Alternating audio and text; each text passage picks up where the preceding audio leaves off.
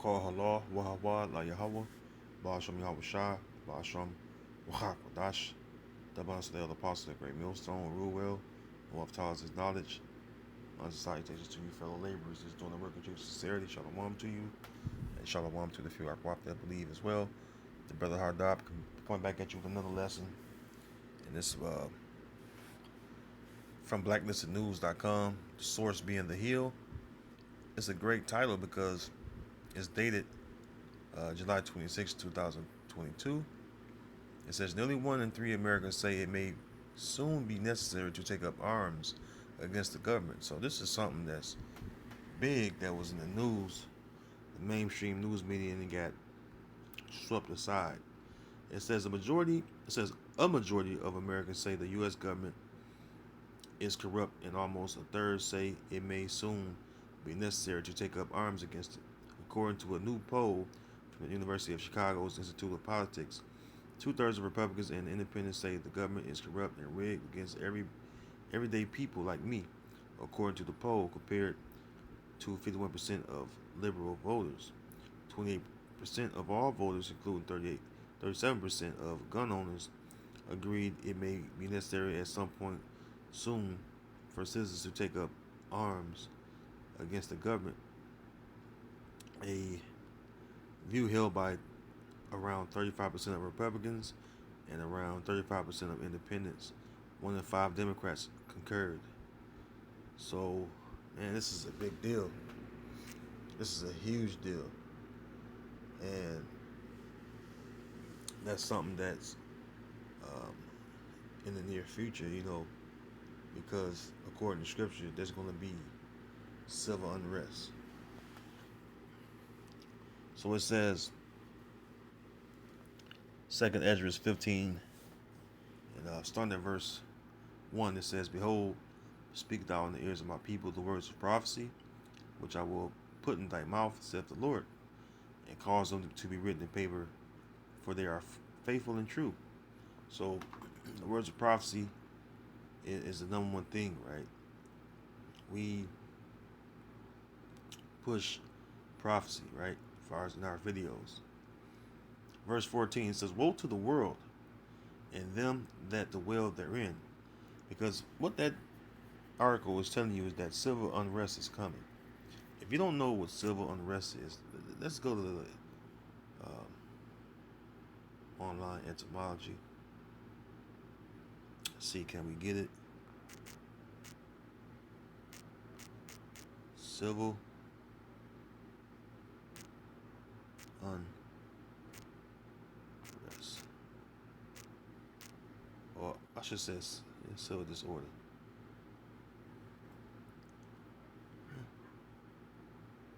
I could have worded it that way. Civil.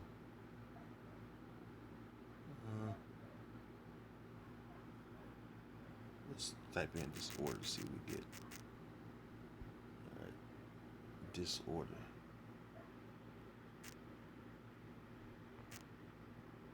Uh-oh, sloppy.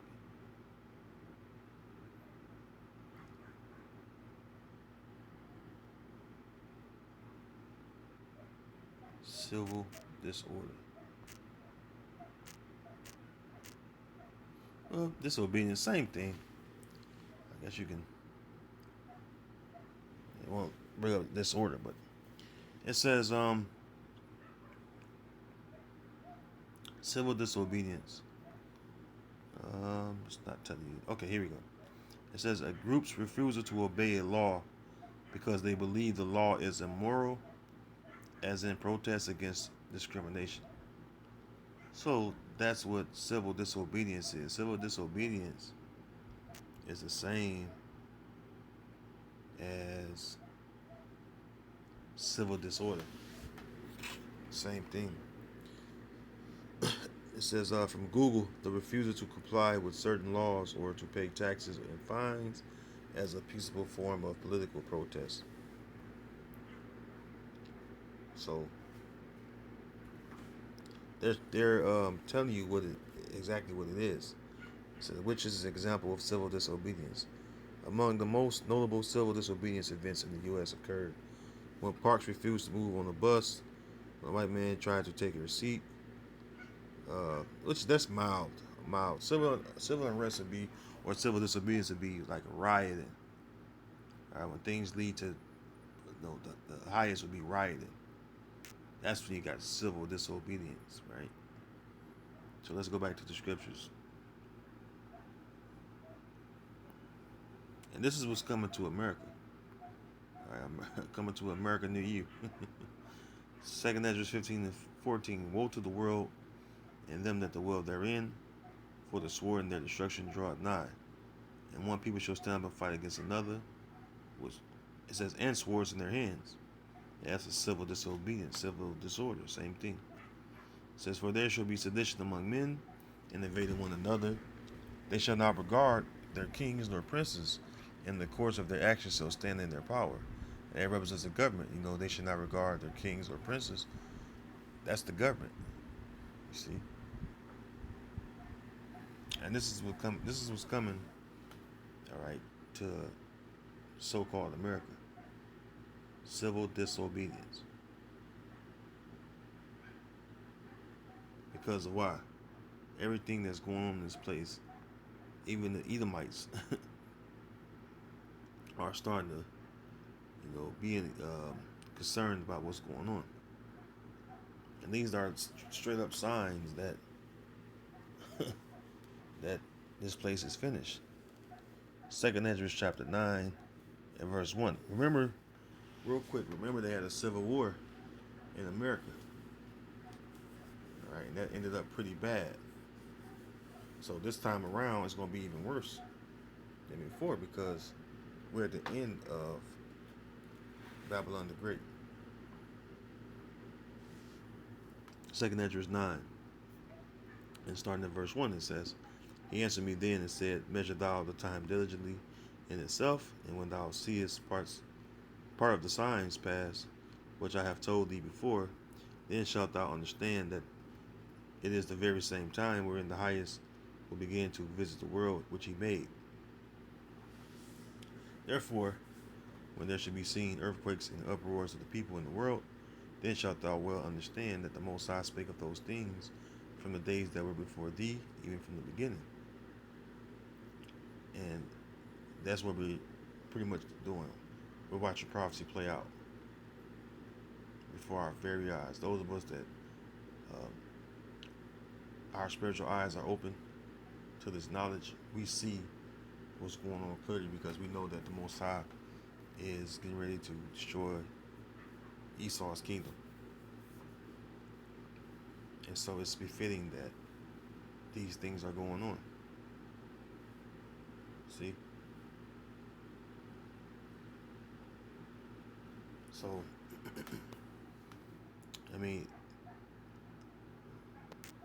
our people don't even know what's going on because they're so into other things. And, they don't understand that the will of the Lord is always going to stand at the beginning and end of the day. This is Psalms 37 and starting at verse 12. It says, the wicked plotted against the just and gnasheth upon him with his teeth.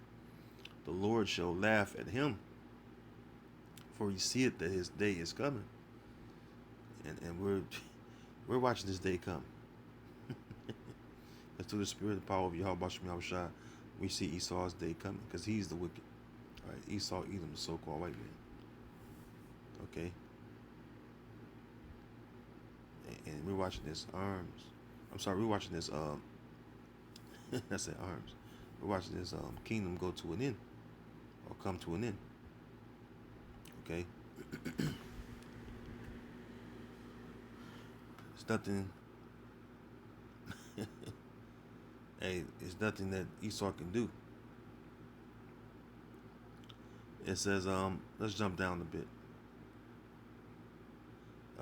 Verse 20, it says, but the wicked shall perish, and the enemies of the Lord shall be as the fat of lambs. They shall consume into smoke, shall they consume away.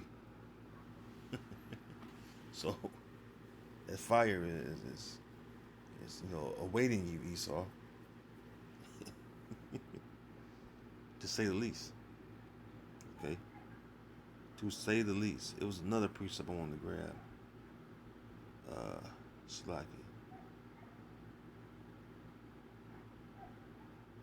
Hmm. It was another precept I wanted to grab. Hmm. It just came to mind. It was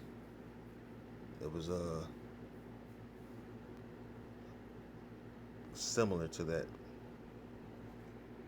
It was similar to that. Uh, mm, mm, mm. See, can I grab it? Okay, it just came to mind, and I know that, I know that,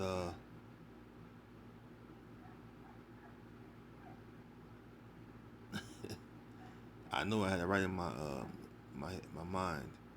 As I was reading the other precept, it came to mind. Brain fart, Shalakia.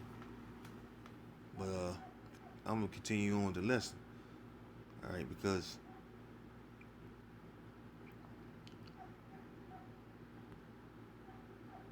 Lord willing, it come to my mind. All right, let's go to Matthew 24. It's a good one. This is some of the signs that Yahweh Shai gave to his disciples when they was wondering um, when the kingdom of heaven was going to be implemented, and when Esau's kingdom was going to be in, or the change of times in itself, right? So it's Matthew 24:7. It says, "For nation shall rise against nation, and kingdom against kingdom, and there shall be famines and pestilences, and earthquakes in diverse places." So these are the things that's going on right now. It says all these are the beginning of sorrows. So we see in a combination of things going on. All right, along with the uproars of the people, and what you see is Esau. We're seeing Esau languish. All right, we see Esau and his kingdom languish.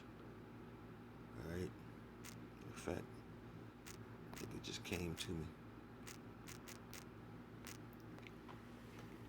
But yeah, we're watching this end, and it's beautiful. It's beautiful because for so long, we've been waiting, man. We've been waiting for this moment. All right. It says Psalm 7 and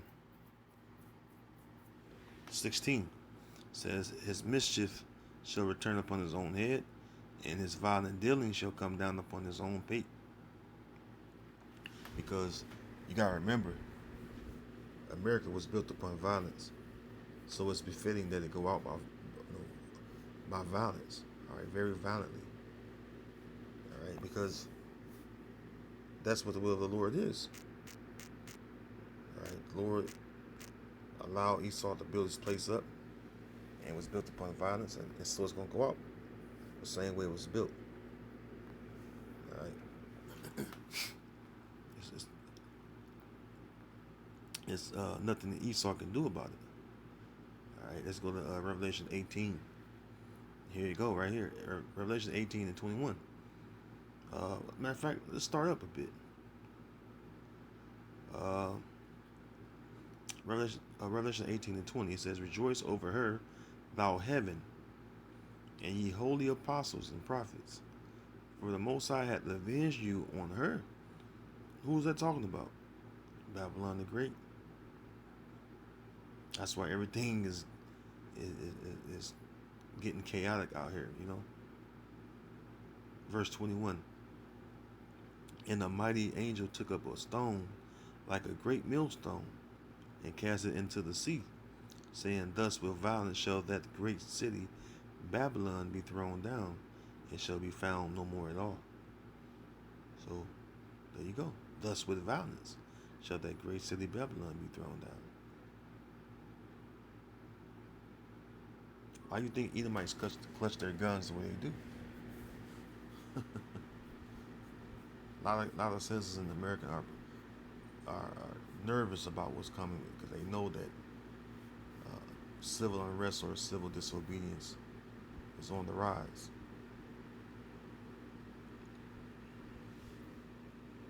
And so they're preparing themselves. All right, they're preparing themselves and they're watching and waiting till all hell breaks loose. All right, these Edomites are going out buying ammunition left and right. All right, they're stocking it up. They're hoarding it, to say the least. They're hoarding it and preparing themselves for a civil unrest or civil disobedience, civil disorder, same thing. Okay?